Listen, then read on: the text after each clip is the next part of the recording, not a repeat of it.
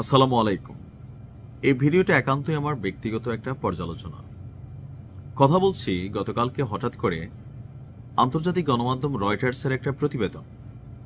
সেই প্রতিবেদনটা প্রকাশের পর বাংলাদেশে একটা ঝড় উঠেছে যে এই মুহূর্তে সবচেয়ে বেশি কর্মী সমর্থক নেতাদের মধ্যে এন্টি ইন্ডিয়া অর্থাৎ ভারত বিরোধী মনোভাব যাদের, তারা হচ্ছে জামায়াত ইসলাম। আর সেই জামাত ইসলামের যিনি আমির আছেন ডাক্তার শফিক সাহেব, তিনি 2025-এর শুরুতে ভারতের এক কূটনীতিকের সাথে একটা বৈঠক করেছিলেন। আর সেই বৈঠকের বিষয়টি গোপন রাখার জন্য জামাত আমিরকে অনুরোধ করেছিল ভারত।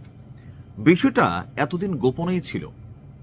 এখন জামাত আমিরের যে সাক্ষাৎকার রয়টার্স নিয়েছে, রয়টার্স নিজেদের প্রতিবেদনে প্রকাশ করে দিয়েছে যে জামাত আমিরের সাথে ভারতের একটা গোপন বৈঠক হয়েছিল। এটা কিন্তু জামাতের আমির সরাসরি বাংলাদেশে কোনো গণমাধ্যমে অথবা কোনো রকম পাবলিক প্লেসে তিনি এটা প্রকাশ করেন নাই, প্রকাশ করেছে রয়টার্স।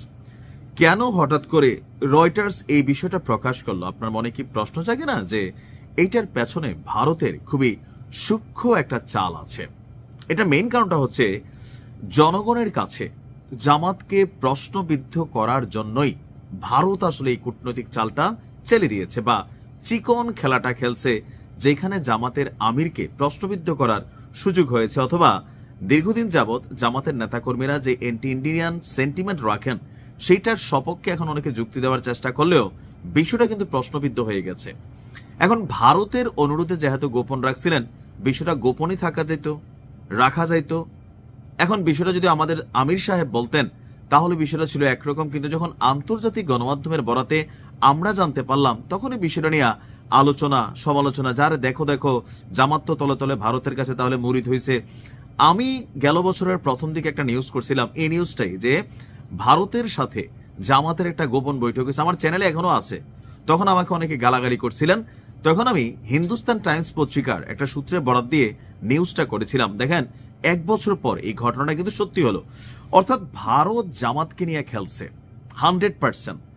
এখন এই যে খেলাটা আসলে কোন টাইমে খেললো? ঠিক নির্বাচনের তফসিল যখন ঘোষণা হলো, যখন বেগম খালেদা জিয়ার প্রয়াণ হয়ে গেল, যখন এই মুহূর্তে আগামী হয়তো 2-3 দিন গণমাধ্যমে বেগম খালেদা জিয়ার খবরগুলো ছাপাবে, এরপরে কিন্তু নির্বাচনমুখী একটা আবহাওয়া বা কন্টেন্ট অথবা এই ভূখণ্ডের মধ্যে বা আশেপাশের রাষ্ট্রগুলোর মধ্যে নির্বাচনমুখী একটা উত্তেজনা তৈরি হবে। ঠিক ওই মুহূর্তে এসে যখন জামাতের আমিরের এই বৈঠকটা জামাত আমির গোপন রাখছেন, এটা প্রকাশ করে দিল। ভোটের মাঠের প্রতিক্রিয়া কি পড়বে না পড়বে জানি না, তবে জামাতের যারা সমালোচক আছেন তাদের জন্য একটা মুখরোচক খবর গণমাধ্যমে অথবা কন্টেন্টে ভারত কিন্তু তৈরি করে দিয়েছে। গতানুগতিকভাবে আমরা যদি হিসাব করি, ভারত বাংলাদেশের রাষ্ট্র ক্ষমতায় বিএনপি, আওয়ামী লীগ, জাতীয় পার্টি অন্য যে কোনো দলকে মেনে নিলেও জামাত ইসলামকে তারা আসলে সহজে চাইবে না। কেন চাইবে না? আপনি বিজেপির যে সকল মন্ত্রীরা আছে সাম্প্রতিক সময়ে তাদের যদি বক্তব্যগুলো দেখেন অথবা অতীতে দেখেন, তারা মনে করে যে জামাত অনেকটা পাকিস্তানপন্থী।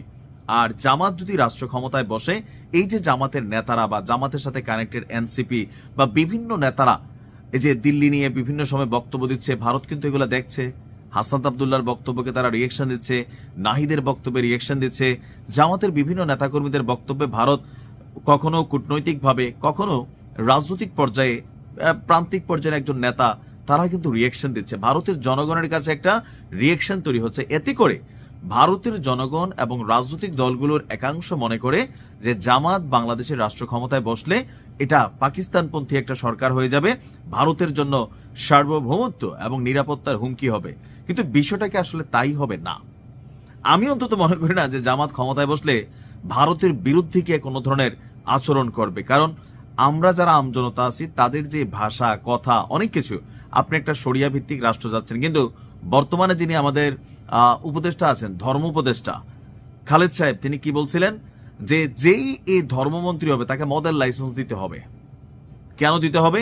এটা রাষ্ট্রের সিস্টেমে আপনাকে দিতে হবে। সো এখানে অনেক কিছু আছে। আমরা আমজনতা হয়তো ভাবি একরকম, কিন্তু রাষ্ট্র ক্ষমতায় যারা বসবেন, বিশেষ করে ভারতকে আসলে কোথাও না কোথাও এখানে একটা প্রভাব কিন্তু ভারতের থাকে 3 দিক থেকে, সামরিক শক্তির দিক থেকে, অর্থনীতির দিক থেকে, বিশ্ব মোড়লদের সাথে বন্ধুত্বের দিক থেকে, সবকিছু মিলিয়ে।